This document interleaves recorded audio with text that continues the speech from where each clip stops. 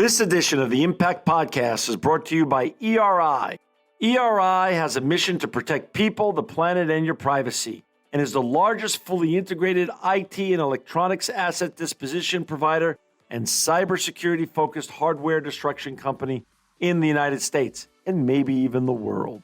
For more information on how ERI can help your business properly dispose of outdated electronic hardware devices, please visit eridirect.com.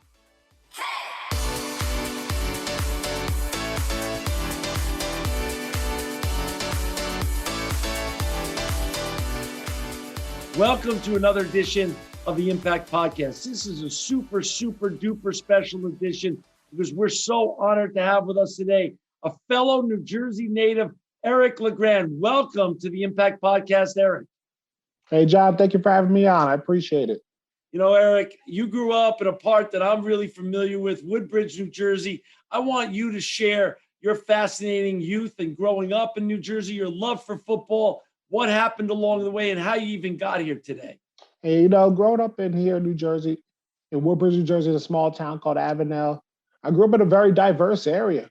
Had a mixture of a bit of everything here, and I grew up seeing different religions, backgrounds, skin colors, everything a bit here. And we were big into sports. And I love to say how my generation probably was the last generation that played outside from sun up until sundown, going to the park every day. Like, that's how I grew up with whatever sport it was at the time. Football season, we played football. Basketball season, we played basketball. Baseball season, played baseball and built bike jumps and ramps and stuff like that. And that's how I grew up. And I started playing kill a man with the ball on the side of my house when I was 4 or 5 years old. And every now and then I would juke past the guy who was older than us, Charlie, who was 5 years older. And I would score a touchdown. And that started my love for football. It's like crazy playing kill the man with the ball on the side of my house. Wow. You grew up, you were a Giants fan or a Jets fan growing up? I got a surprise for you. I'm actually a diehard Denver Broncos fan. You're a diehard Denver. You grew up. You know why? Tell me why. Watching when I was a kid, I was about 7, 8 years old. I'm watching a game one day, and I'm watching the Broncos, and I played running back. Guess who the running back was? Terrell Davis. TD. I'm watching TD. I'm watching TD, and I'm like, oh, I like this guy. I'm going to follow this team from now on. Wow. And that happened to be the year that they went on the run to win the Super Bowl. And here I go. I'm like, you know what? I'm following this team. And here I am now, geez, 22 years later, still a diehard Denver Broncos fan. That's a great team, and they've had a great run, and I remember some of their greatest games, and TD was one of my favorite as well. I love that guy. So where did you go to high school, and when did you start playing organized football then? I actually started playing organized football when I was 5 years old. I played for the Port Reading Saints. I played flag football for my first 2 years, 5 and 6 years old. Then I went through the whole, Mighty Mites, junior peewees, and then midgets when you get up to the top, and had to lose weight to be able to play because I was growing bigger and bigger. Then I got to high school. I went to Colonia High School, which is where the kids in Avenel, that's the high school we go to, part of town that we go to. And I was able to receive a full scholarship after playing 3 games of varsity in my freshman year to Rutgers University. And that's where my recruitment took off, and it was a journey since then. So you played you played at Columbia High School, you go to Rutgers. Colonia. They'll get mad at me because everyone always says Columbia. They're like, Eric, you got to tell people it's Colonia, not Columbia. Okay, sorry. Okay. It's all right. So you went to Colonia, then you go to Rutgers. And how were you one of the blue chips? Was it easy for you to make the team at Rutgers? How'd that go? When I first got there, I was recruited to play one position, middle linebacker, and they actually moved me to defensive tackle nose guard, where I was 230 pounds. And usually people in my position, 290, 300 plus pounds. And I was in a whirlwind. I actually thought I lost the love of the game of football my freshman year because I got moved to nose guard.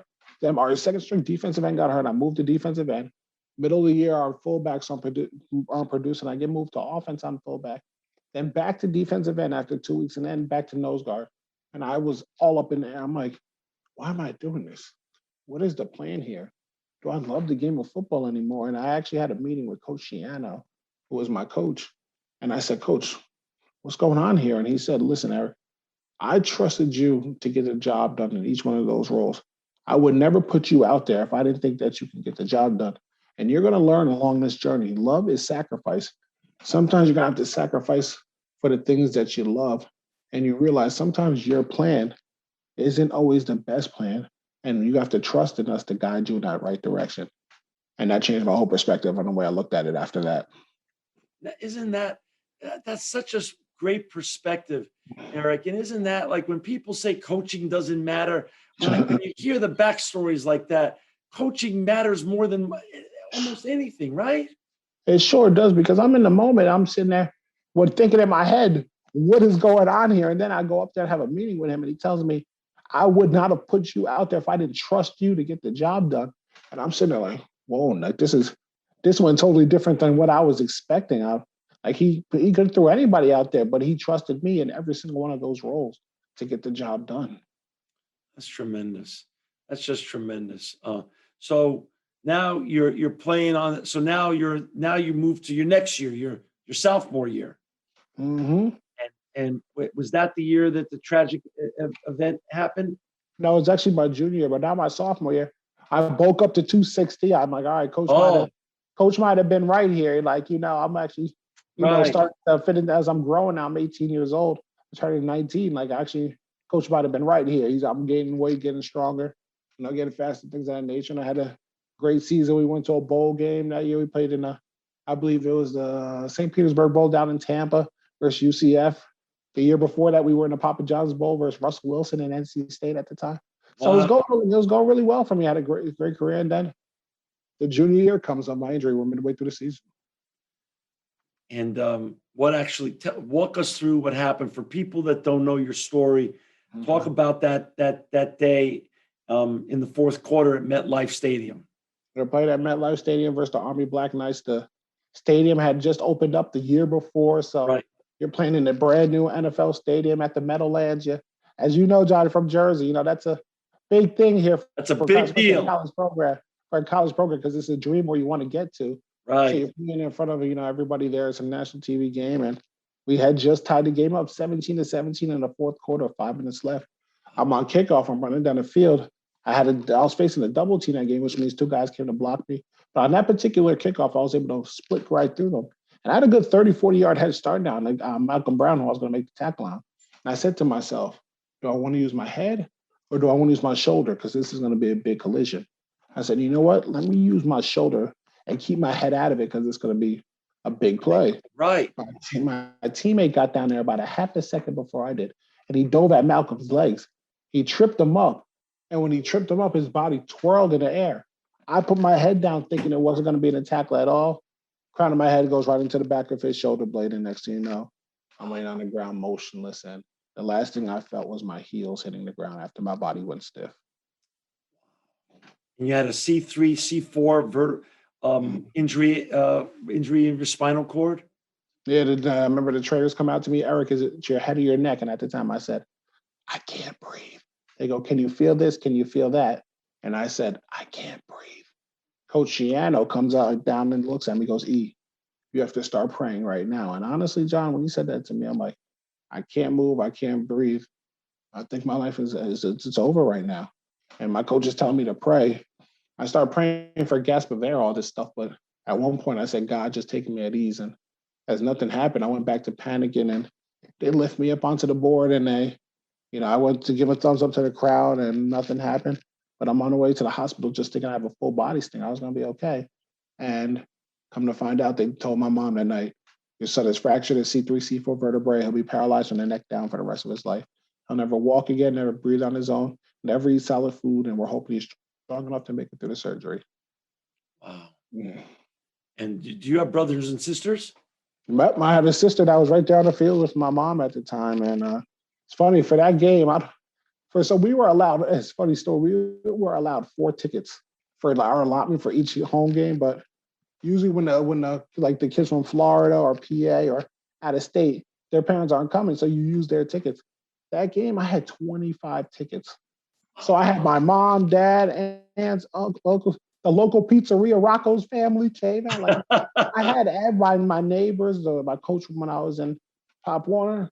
So literally, I had 25 people there to see my last game ever, and crazy to think about that. But yeah, my mom, I absolutely devastated when she heard the news. But they let me see her before I went into surgery, and I remember I said to her, I guess the adrenaline had to be flowing still, had to be, and I said, "Mom, I'll be back," just like that. She heard that, and everything changed. She said, "From here on out, whoever sees him or goes in this room, you have to have a positive attitude because if he's fighting already, you guys have to be fighting with him as well." So you make it through the surgery. What happens after that? How does it go? It was great. The outpouring of support is honestly what got me. You see, head coach Tom Coughlin was the head coach of the Giants at the time. Comes by to see me. He sends over all the rookies like Jason Pierre-Paul at the time. And all the rookies, they come by. From there, Andy Reid down the turnpike in Philadelphia at the time comes up in his Hawaiian shirt, sees me. I'm Wow. getting all pumped up. I'm like, once I get better, I'm gonna be a first round pick. They know my name now. So all this, and then people around, people I haven't seen in years. I'm talking about elementary school, middle school days, coming out the woodwork, and then random people from all over the world sending me messages. It was just uplifting and inspiring. It kind of made me in my head.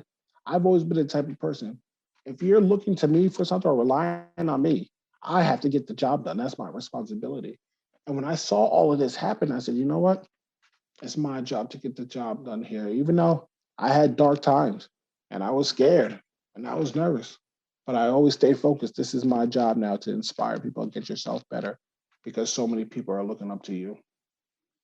Talk about how the rehab has gone, what they said you could and couldn't do in the beginning, and how you've pushed all the limits and moved the goalpost right down the field here. Explain to our listeners and viewers how that goes. And for our listeners and viewers who just joined us, this is a super special edition of the Impact Podcast. We've got Eric LeGrand. He's the CEO of the LeGrand Coffee House, which we're going to talk about in a little while. To find Eric and his mission, go to ericlegrand52.com. And of course, to buy his great coffee, go to legrandcoffeehouse.com as well. Eric, take it from there. Where did you start and how have you pushed the goalpost down the field now? So it actually started 5 weeks into my injury after they told me I'll never breathe on my own. I was on a ventilator. Still have the scar to tell the story. But Right. I remember one night being at Kessler in West Orange, New Jersey. I was laying in my bed and I was like, I can't fall asleep. It's uncomfortable. And the noise from the machine, I just can't sleep. So I asked my respiratory therapist, can you please take me off this ventilator so I could just have some peace and quiet and fall asleep? She goes, Eric, if I take it off, you're only going to last about a minute until I have to put it back on. I said, good. Give me that minute and I'll fall asleep. So she takes it off. And I'm not going to lie to you, John. I felt like I just got done running a New York City marathon. I was like, we're trying to breathe, but I was breathing on my own. And she was like, whoa, what's going on here? Hour and a half later, I was still breathing on my own that night. And then she put me back on. From there, 2 weeks later, fully dependent, breathing on my own. I got her on October 16th. They told me I'd never eat solid foods again. That Thanksgiving, I was able to eat a full salad meal. My family got the feeding tube taken out of me a few weeks before. And the best part was this: I had a Super Bowl party that February in 2011. After they told me I would never move anything from my neck down, I was in the Super Bowl party. All of a sudden, I went like this, my shoulder, and it started moving a little bit. So What? then it was rocking around, moving, shimmy, shaking, and all that. So things have came back for me, over the years, and I just still continue to work my butt off to keep myself healthy and strong for the day that we find a cure for paralysis. And that's what I do with my foundation. And so many things, not letting this disability hold me back from doing things that I want to do in this world. Until that day, I can go back to MetLife Stadium and lay down on that 25-yard line and get back up and finish that last play. I love it. So you really right here on this planet Earth experienced miracles already with your breathing, with your solid food eating, with moving your shoulders in your body. You've done things that the doctors just said were never going to happen. It's it's You're, a it's you're it's a humbling, miracle, man. and I'm thankful to God, and it made me get a new appreciation on life because I don't focus on the things that I can't do. I focus on the things that I can do, and if it's something that I really want in my life, I work my butt off to get it, and I attribute that to obviously my stubbornness and I have my faith, and also being an athlete. And having that athlete's mindset of being able to attack something, set a goal, it may not happen tomorrow, but being able to work towards it. In a world where everyone wants instant gratification right now, I kind of built old school where I'm ready to work and put in the time that needs to be until I get there. And you're working with, explain to our audience, Eric, what you're doing with your foundation, with the Reeves Foundation. How's that work and the progress you're making towards a recovery on one day being able to get up and walk again? Well, you want to hear a story that I think you would appreciate, John? Yeah. So when I got hurt, the Christopher and Dana Reeve Foundation reached out to me from day one. They were supportive, guiding me whatever I needed.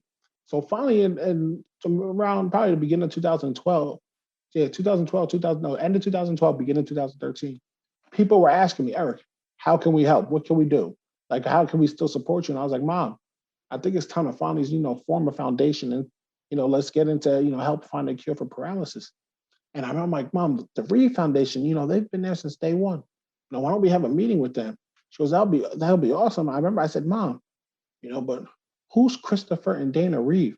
She goes, are you kidding me? I'm like, am I supposed to know? She goes, you don't know who Christopher Reeve is? The original Superman in the 70s and 80s. I was like, whoa, Mom, I was born in 1990, right?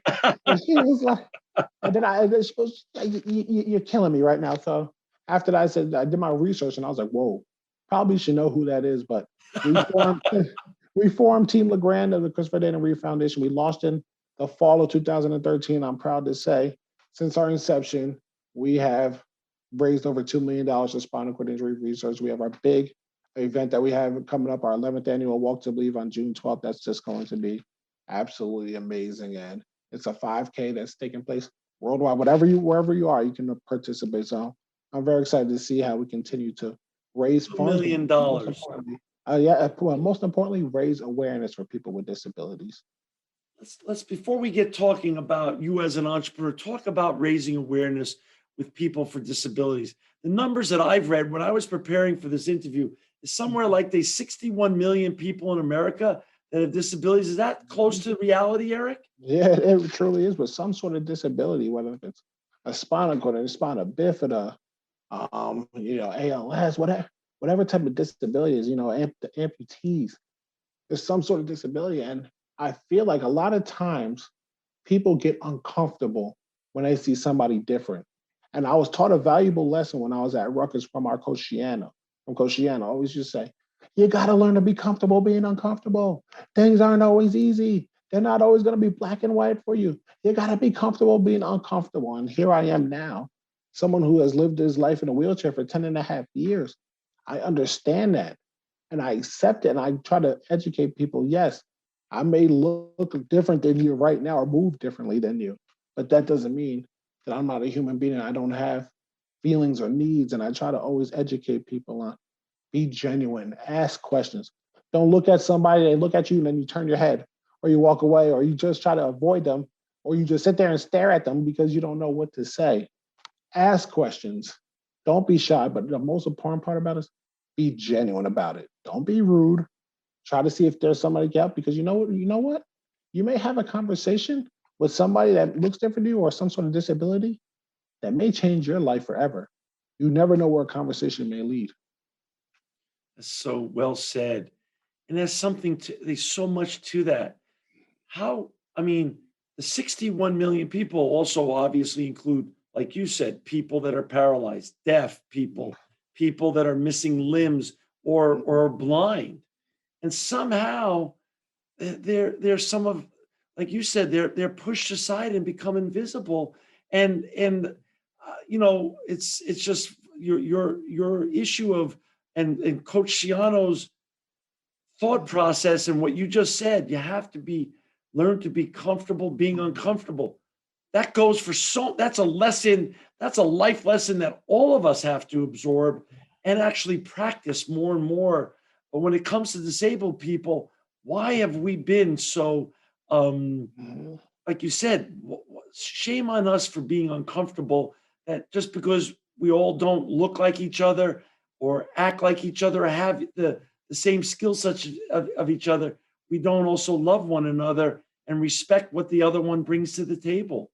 It's it's unfortunate to see. And I remember when coach was saying that to me at the time, after doing 22 sprints after a 2 hour practice, I didn't care what he was saying about uncomfortable being uncomfortable. But now, as I get older, past it, it really sets now. I see what he was trying to teach us in life. That's what happens. And then when it comes to the disability world, unfortunately, that does happen. A lot of time people just they're afraid to ask questions, or they don't want to upset somebody, or they don't want to be rude, so they're not going to say anything. But I feel like we need to normalize more having those conversations, bringing them to the table. And I love actually what people are doing now with the diversity and inclusion. Big corporations are having organizations with D&I now where people are involved, and you see people with disabilities. Yes, I may not be able to physically do stuff, but I still have my mind. I'm still sharp, and we bring a lot to the table. And I'm so thankful to see now more inclusion and diversity into this world. Inclusion and diversity. And your the timing for your message, Eric, is somewhat perfect. For lack of better terms of being perfect. As you know, and I know, I grew up also in a very integrated part of New York and New Jersey, and we were all one people. A child of the '60s and the late '60s and early '70s, and my heroes growing up were Cassius Clay, Muhammad Ali, and Martin Luther King Jr. and people like that. So I didn't know any better, but it's still shocking to me that we're living in 2020 and 2021, and we're still having issues about people's ethnicities, religious beliefs, colors, sex, male, female, and or in between. And like you said, we're all people, and we all got something to offer that has value. It doesn't matter. Any of that stuff doesn't matter. But inclusivity and diversion are so important now than ever before, I think. And young people like you get to actually be beacons of hope, which we're in desperate need of. Correct me if I'm wrong. I know the Reeves have done so much, and you're doing so much on these issues. Wasn't this also an issue that was championed for years by the late great Nick Bonicani and the Bonicani Foundation and what they did, in memory of his son's accident as well, similar accident as well? Yes, down in the Miami project, they're down in South Florida. Yeah. Same thing with spinal cord injury research. Nick Bonicani and the Bonicani Foundation is starting up their own research and trying to also find that cure, which is amazing to see, especially people like me who live in a wheelchair, 5.6 million people with some sort of paralysis. We don't care who finds the cure first.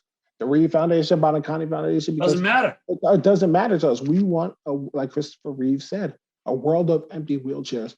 And to see so much light now being shined on that and continuing as technology continues to grow every day, I'm just so thankful for it. I believe Elon Musk was talking about putting chips in people's brains to help people with paralysis. It's crazy, the ideas that are coming out nowadays, but soon these crazy ideas are going to be possibilities for people. How close are we? How close? Tell our listeners and viewers, I'm so interested.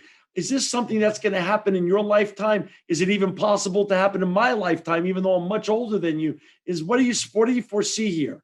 I truly do. And the Reeve Foundation is working right now with a big push on epidural stimulation, where they're literally putting up their plants in, I want to say, like a machine, but it's like a little tiny machine into the lower part of your spinal cord. And literally you turn it on with a button and you practice movements, trying to lift up your leg. And people are starting to move, stand up with a walker, take steps, and they're regaining back bladder function, sexual function, sensation throughout their body, all bowel function, all this stuff by this machine. And even when they turn it off, the body is still continuing to be able to use this. And it's like you're retraining the brain on how to work, maybe in a different way. But it's insane to see the progress. And that's why I'm so hopeful for the future. How far, Eric, this is fascinating. How far are we from you getting to beta test this stuff and see how it works on you? How far? And it's got to be in the next few years, I would think. They're obviously they started with lower level injuries first, people that have a little bit more function in their upper Got it. body. And now you're starting to work your way up to people that have, when it comes to me with a neck injury, with a cervical injury, they're starting to test people now with the lower level spinal condition. So it's cool to see like people that I know that are in these research studies that are, not too far down. Like I'm a C3, C4, but someone else is C5, C6 now getting tested and trying these methods. So I'm Oh, ecstatic to see so the that's progress. fascinating. You just explained it really well. So they're going to move their way up. C5, C6 will get tested first, then they'll move up the spinal cord, and then you'll be next up to bat. Yeah, like things of that nature. As you keep on getting the results and the testing on more and more people with these level of injuries, the more and more data and the more research that you have that you could apply to the next level. So it's pretty cool to see. Wait a second. That's so. How often do you go to rehab and rehabilitation yourself? Well, I was before COVID, I was going twice a week. At one point, I was 3 times a week, and at one point, I was 5 times a week. But as I, started getting older, you start having more things that you need to do and responsibilities in life. But Right. before COVID, I was going twice a week. But I'm blessed that I have the equipment here at my home. When COVID hit, I was able to do a lot of pretty much 95% of the same rehab at my house that I would be doing up at Kessler outpatient in So West Orange. And I have my mom and my nurse and aide turned into my physical therapist and occupational therapist for the past year or so. What's your mom's first name? Karen. My mom is all the behind the scenes stuff that gets done, like the rehab sessions, all the medications, insurance. She runs it all, and I'm so thankful for my mom because without her and her unconditional love, geez, I don't know where I'd be. Your mom's one of those angels that have been put on this earth, huh? She's a special woman. We may butt heads 75 times a day because you know how that is. Your 30-year-old son and your mother were going head to head at each other, but at 5 minutes later, we're back to whatever it is that needs to be. You're back to just everything's all good. I'm so appreciative for her. I'm going to tell you a story. I'm so glad you told me Coach Shiano's words where you have to learn to be comfortable being uncomfortable, because you said it better than I could say it. But you and I had a chance. We got introduced because of our friends at Engage. And, and so I'm going to tell you a little story about disabled people. And this is going to lead into your next venture, the coffee stuff, and you becoming an entrepreneur. So I'm going to talk to you. So I'm a serial entrepreneur. And Eric, I have a business called ERI. It's a recycling company. So every year we host a dinner where we like to give an award to the board member who's done the most that year. So I had to hire a speaker for that board dinner. So I saw this young kid on September of 4 years ago, September of 2017, blind, the first blind NCAA Division I football player, make his long snap, Jake Olson. So I got in contact with him, and I go meet with him in the mess hall over at USC with him, with his partner, his roommate, Daniel Hennis. And I'm sitting there, and I hired him that night to come speak at my annual board dinner. But I had that same type of thought process that you just explained better than I could ever explain it, Eric. I was sitting there and thinking, I was 54 at the time, and I was dressed the way you see me today. And I was thinking, when I was looking at all these wonderful, good-looking kids in the chow hall, all who had their normal functions and everything else, what we know is normal, I was thinking to myself, what's this kid going to do when he gets out of this college and the cocoon of college and football and everything else? And I said to him, what are you going to do when you get out of here? And he told me what his goals and his dreams were around Engage. And I was shocked when I was thinking to myself of the math of my life. How could I be 54 years old and I didn't have one friend, not one, who was disabled, blind, deaf, in a wheelchair? Didn't make sense to me. And as you said, I think you said it best. I think it's just that we're all scared of the potential of all of us potentially being disabled one day, because we don't know God's plan anyway. And so we just avoid the realities that exist around us by ignoring folks that are disabled or don't look like us. And what I started thinking about right at that moment is, why not Jake? Why does every CEO or leader or founder of of a tech company have to look like Zuckerberg or Bezos or Gates or any one of these wonderful tech people who have done really well for themselves? Why can't the next person on Bloomberg or CNBC or Wall Street Journal be blind or deaf or in a wheelchair and be a beacon of hope for all these other disabled people out there that think they're being shut out of the American dream? And so when I had the opportunity to meet you today and have you on the impact, I'm like, oh my gosh, Eric is not only someone I tremendously have respect and have followed your story since the tragedy that happened at MetLife, but now the fact that you've decided you're going to become beside raising millions of dollars to make empty wheelchairs in the future, which I believe is going to happen because of great people like you and the Reeves and Nick Bonacani and so many others. I believe that it's time to also be focusing and putting a spotlight on entrepreneurs that look like you too, that want to be part of the American dream of capitalism and entrepreneurship.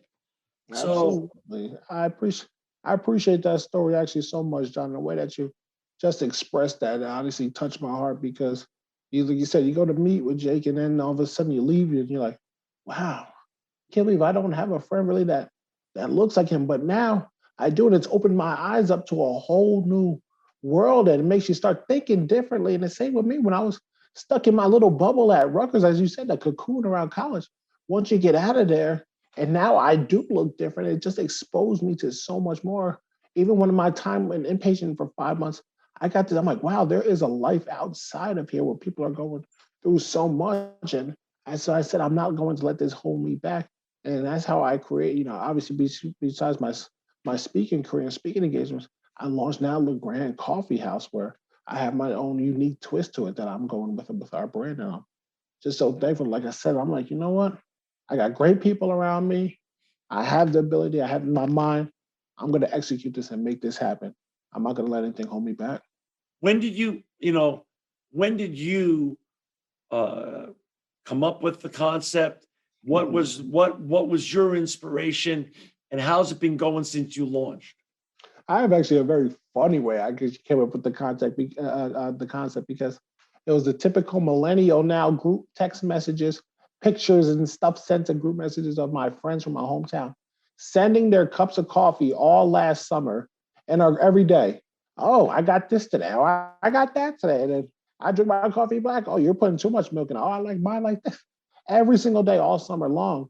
So the opportunity presented itself in my downtown area where they're building these new apartment units with 6 retail spaces at the bottom. And I'd never been a big coffee drinker, but I like cafes. You put me in a cafe and I'll enjoy myself.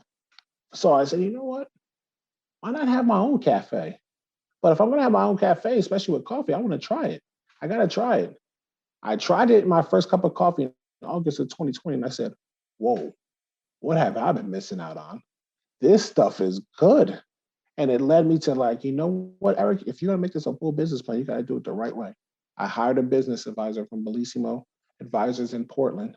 I got started learning about coffee, taking classes, doing all these different things to educate myself and get myself prepared for our brick and mortar that's going to be open up in September. But I said, you know what?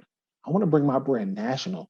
I want to put my unique spin to it and with everything that's been going on in the world.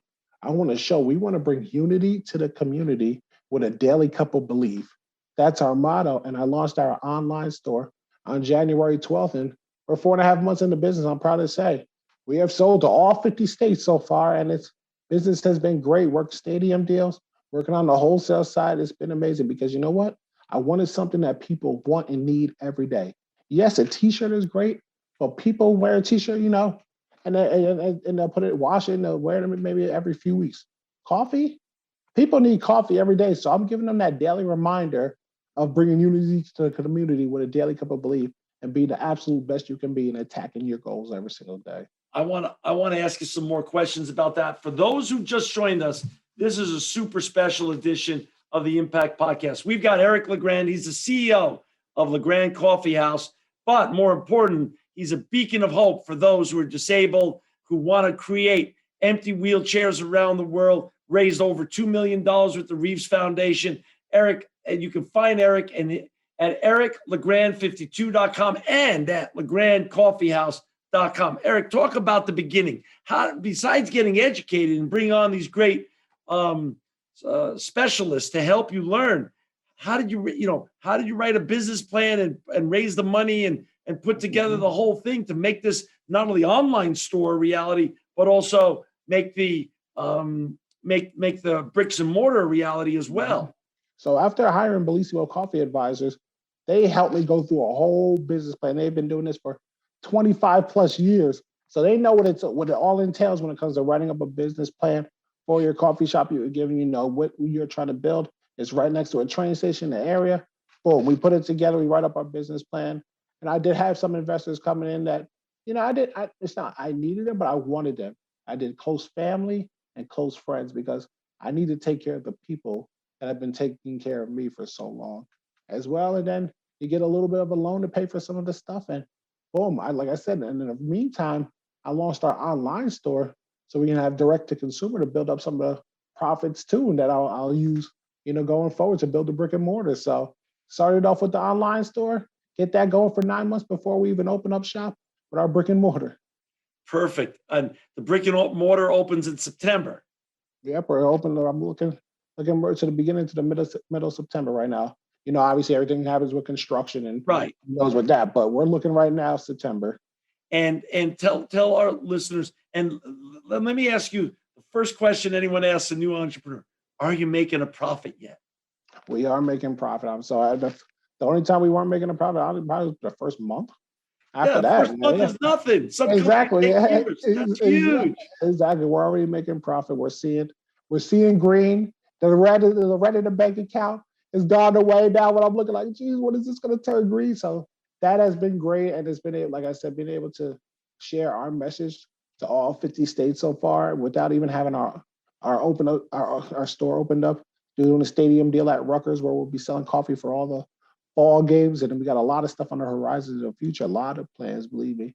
Can't share them all right now, but watch out for LeGrand Coffee. So I'm making sure also you're getting quality coffee. It's not just, it's because of my name. No, you're getting some of the best stuff that I'm learning about and educating myself on, and making sure we're not just going to give you some bootleg coffee. No, you're getting some high-end, real deal, top shelf stuff here. I'm on your website now, and I love it. I want to drink a cup just looking at this. You got Costa Rica coffee, Guatemala coffee, Sumatra coffee. These are some of the best parts of the world where coffee can be sourced, right?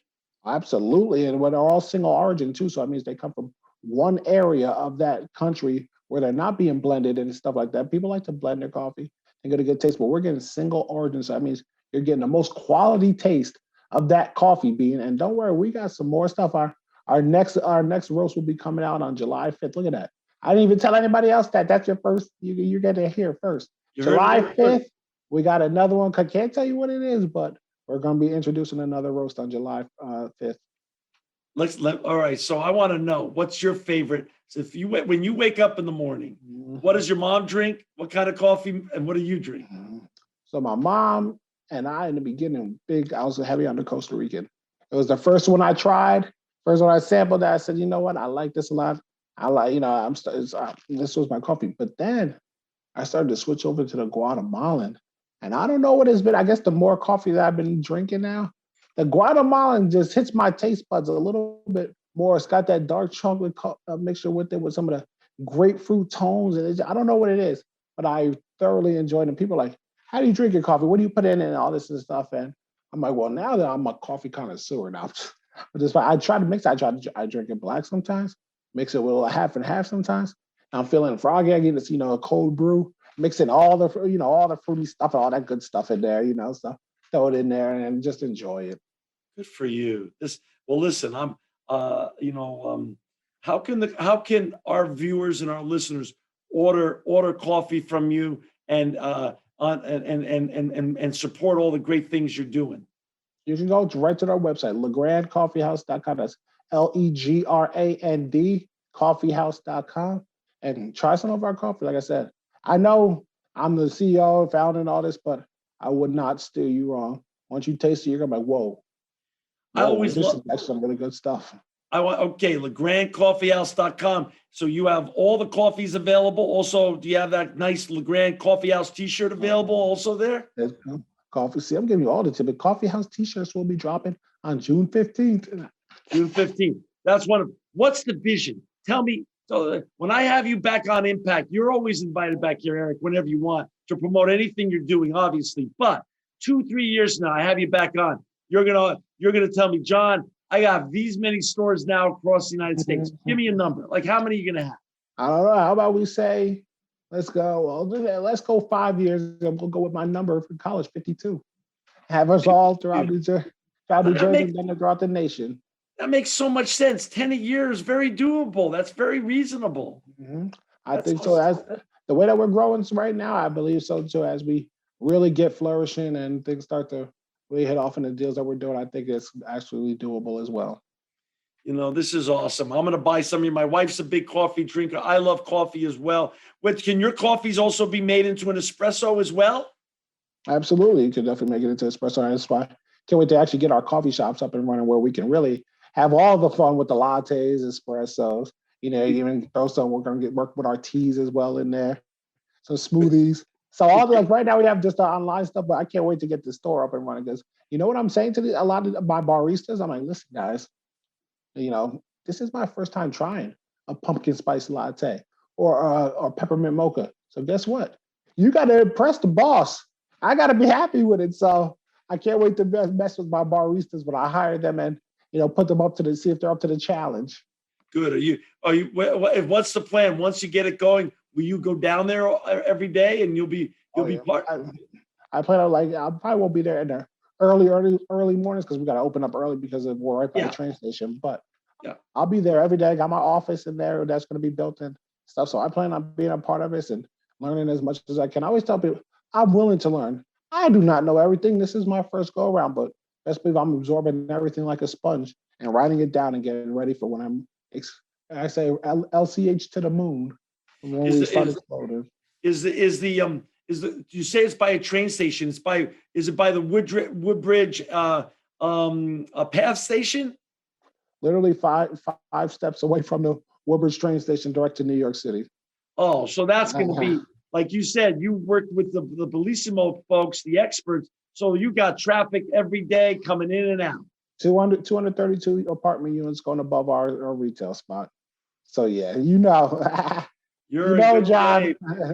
You know what you're doing here. I got lots of faith in you, Eric. This is going to be, and you know what happens with an entrepreneur when the first place works well, replicating that and perfecting that, making that the place that you test everything, you replicate that then across the country, you're going to the moon. I truly believe that we will be making a whole lot of noise in the coffee business in the next few years. Well, I think it's going to be a lot more than the next few years. And I want to just say this. I want to try it this year, God willing, if we get, travel goes back to something sort of normal. I'm definitely going to come out back to my hometown in New Jersey, and I'm going to come visit you at the coffee store itself. And we'll sit down again. We'll sit down again and we'll do a follow-up to this interview right in person, right on your site itself. And you'll give me a grand tour and we'll do the whole thing right there. Oh, we'll have a perfect wall to set up in the backdrop for us, John. Oh man, that just made my day. So I just want all our listeners and viewers out there, I want you to support both what Eric's doing with the Reeves Foundation and raising money to create empty wheelchairs around the world and get everybody up and out. EricLeGrand52.com. Eric LeGrand, LeGrand 52.com. And then LeGrandCoffeehouse.com, LeGrand Coffeehouse.com. Go buy his coffee, his T-shirts that are dropping on June 15th, and other products that are coming out in July that he said are coming soon. And then go to the LeGrand Coffee House once they open in September in New Jersey, Woodbridge, New Jersey. Support Eric and all the great work that he's doing.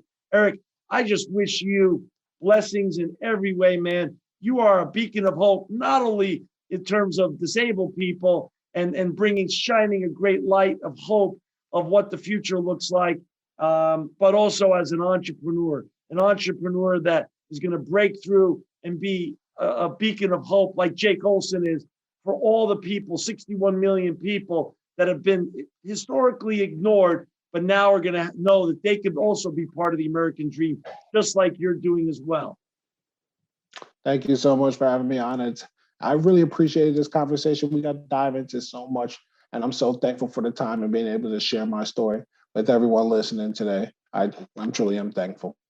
Thank you, Eric, for making the impacts you make and making the world a better place. You're always invited back on the Impact Podcast.